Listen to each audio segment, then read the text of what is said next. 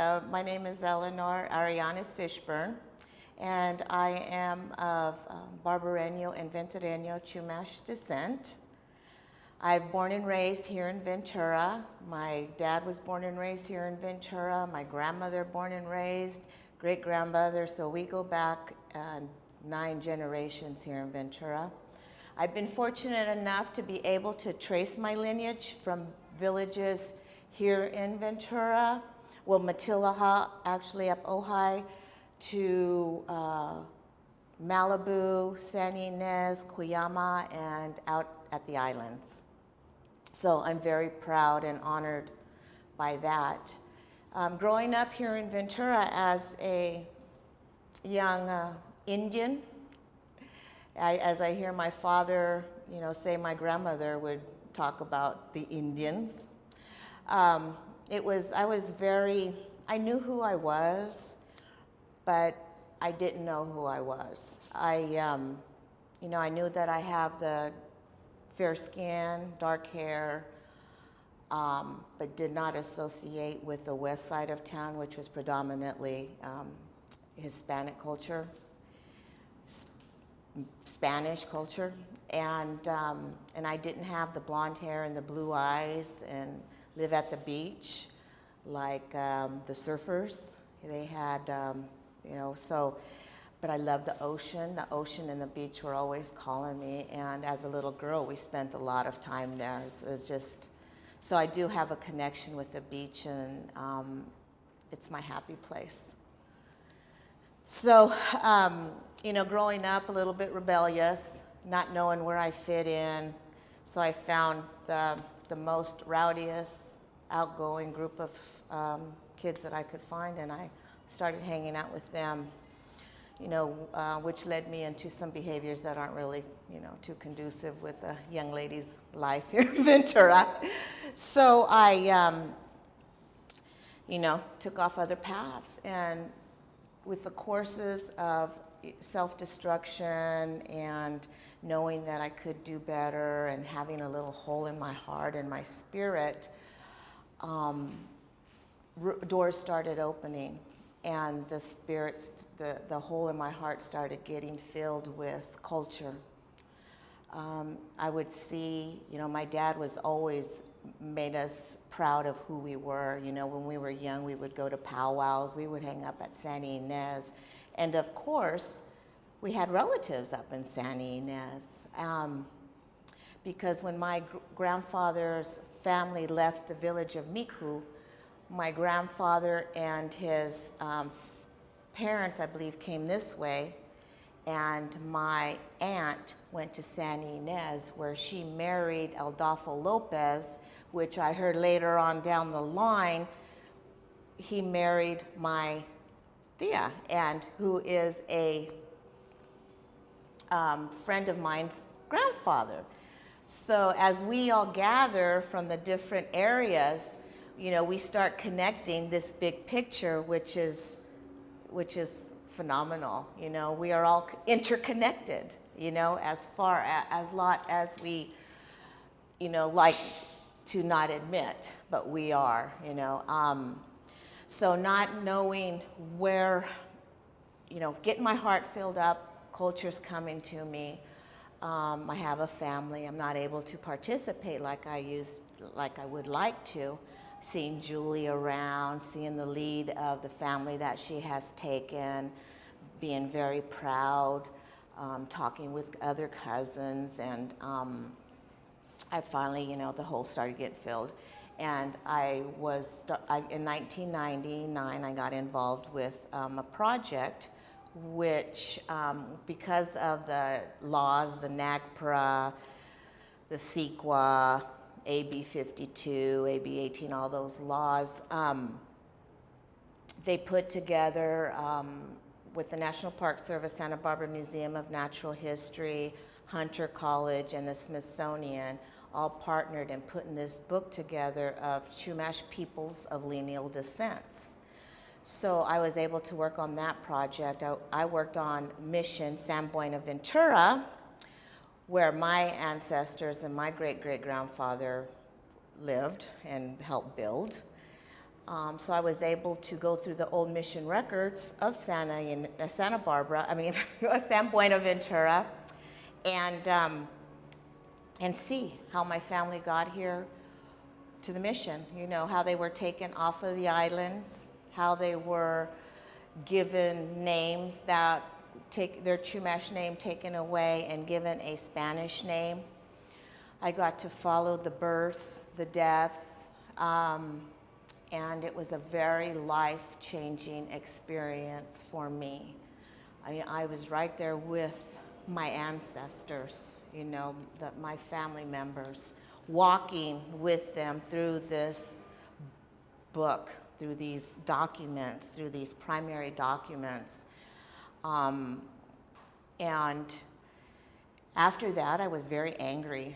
I was angry for a while, you know, coming down off that hill from Santa Barbara, driving into Ventura, but being able to have the time to de-escalate from that anger by pulling over to the beach and jumping in the water and just crying or asking forgiveness and, you know, whatever, just trying to comfort, you know, the ancestors and the pain and the suffering that they had gone through in that time. So after that project was done, after I healed from all the anger and the pain, you know what, I decided to move on. Went back to school and pursued my degree. So I have an associate in arts right now with social behavioral science and anthropology. And the goal is to transfer to Cal State Channel Islands to get my BS or BA in archaeology.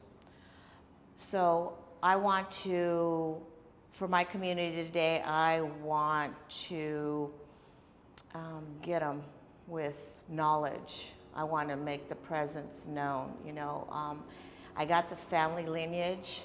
I just need to have the academia behind me, and I want to make right all the wrongs that were done. You know, and I'm not, you know, to this morning I was reflecting, and it really made me sad because I am today, not just me, but others, walking in two worlds. You know, how do I be at home and keep tradition alive?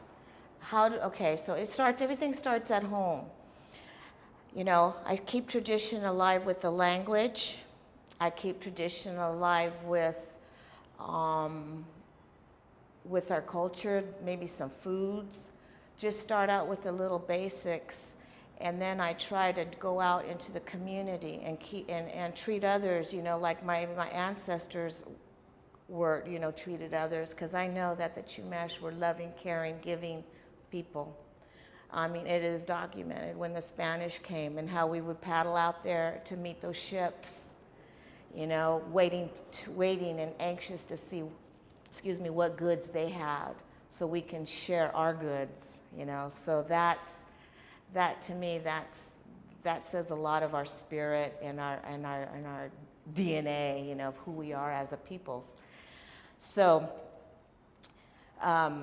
you know, and getting out there into the community, but it's hard, you know, it's difficult walking in the two worlds, you know, and because a lot of the stuff that applied back then doesn't apply today or can't apply, you know, for whatever reason. Either, you know, the foods aren't there, the land's not there, our space isn't there, a lot of our stories aren't there. So that's why I'm doing what I'm doing and trying to, and I don't want to say reinvent, because I can't reinvent the culture, but I can definitely keep it alive and keep the truth going. And the truth is very important. That's why I'm doing what I am doing today.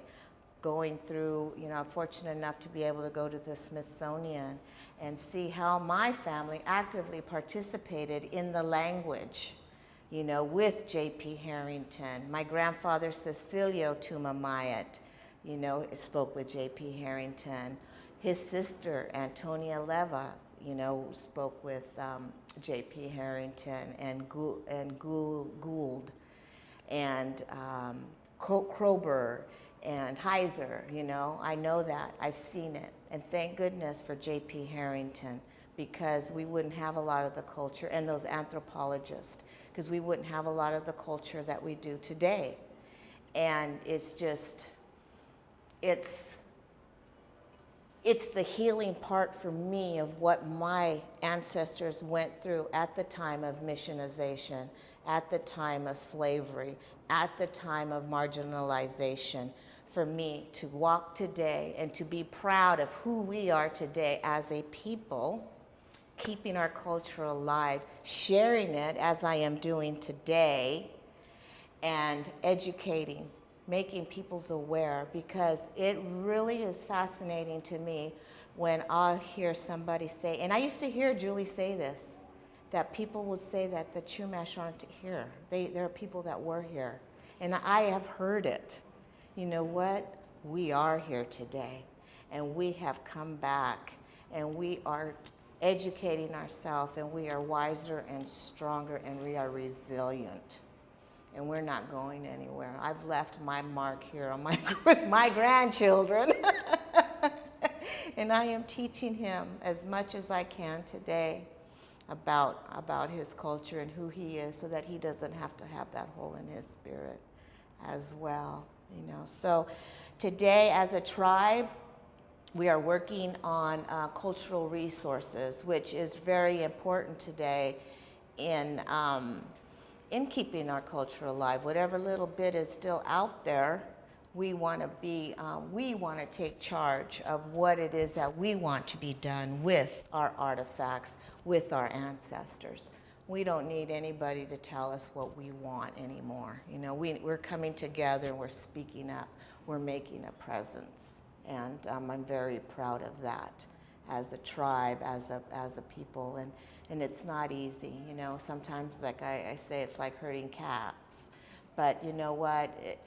It's once we get a few leaders, once they walk, because everybody wants to see what we're doing. You know, once we start walking that path and they start seeing what we're doing, then they want to come in, they're interested.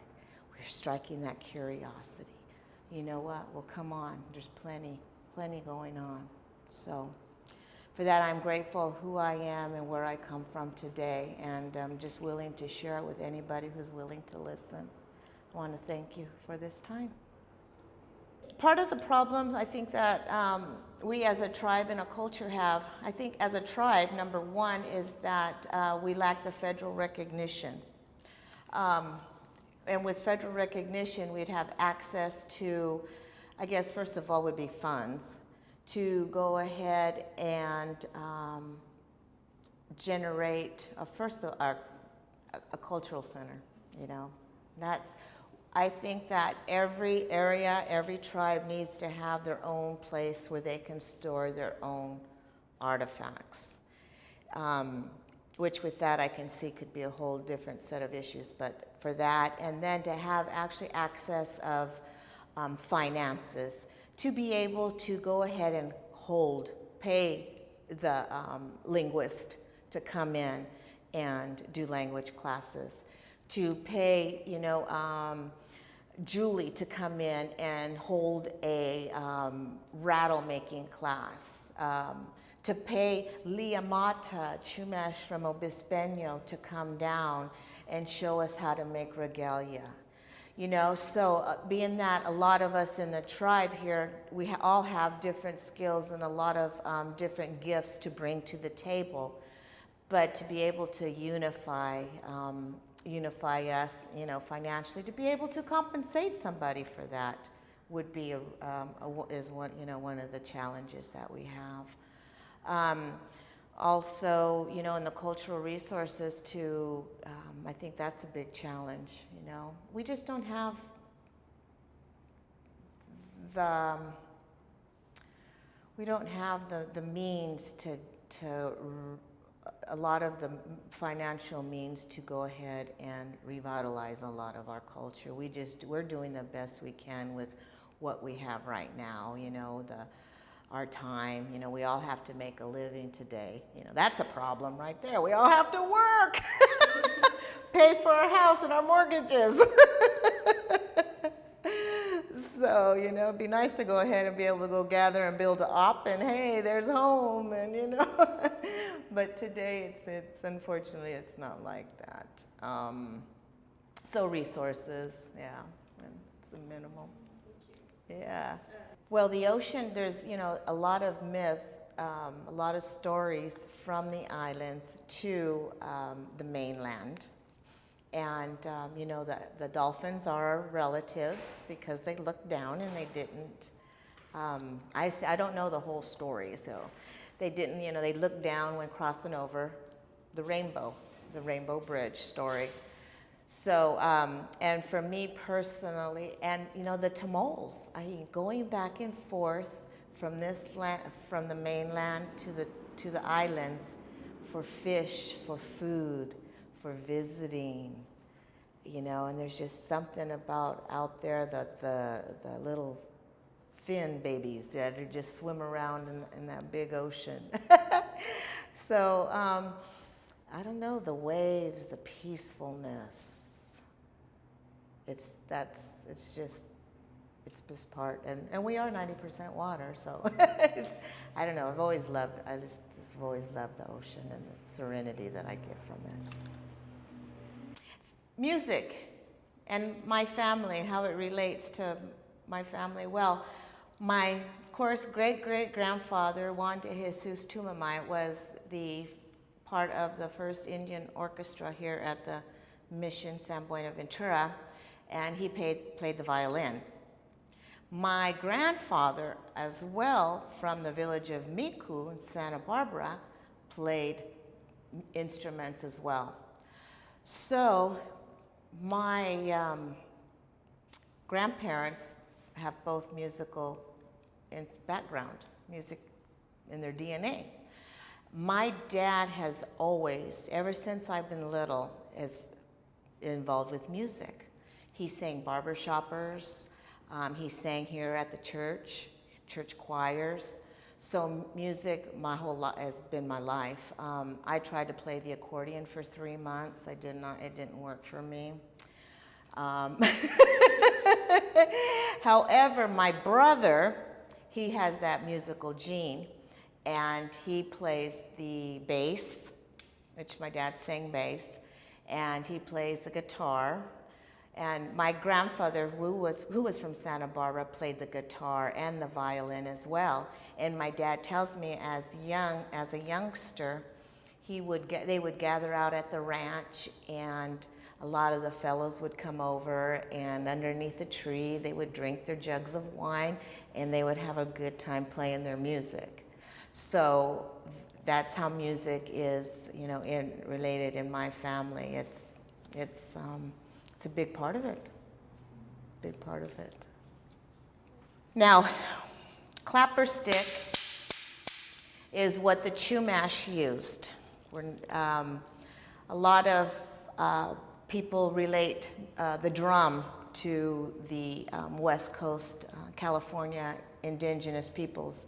And the indigenous peoples here used clapper sticks, rattles, basically whistles. So that's our musical instrument. And we sing to the Creator. You know, we sing to the ocean. We sing and we celebrate and do dances in praise and honor the swordfish for hitting the whale out to shore so that we have plenty to eat. The blackberry. Our songs, you know, give honor to the animals. So that's very important, and it brings together as one all of us alive. Rattles, deer hoof rattles, are what's the instrument that we use at death. So that for rattles, plain rattles with and Julie makes these so beautiful. I was going to bring mine. The sea kelp bulb rattle. is very important, you know, as far as music. It can make all kinds of sounds, and just what size of rocks you put in.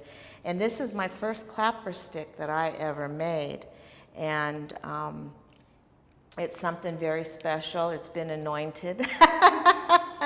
Yes, it's been anointed. Rather by sage or oil, it's been anointed. So it's very special to me. And when I go and I worship, I bring my clapper stick because I honor the Creator that way. That's how I honor.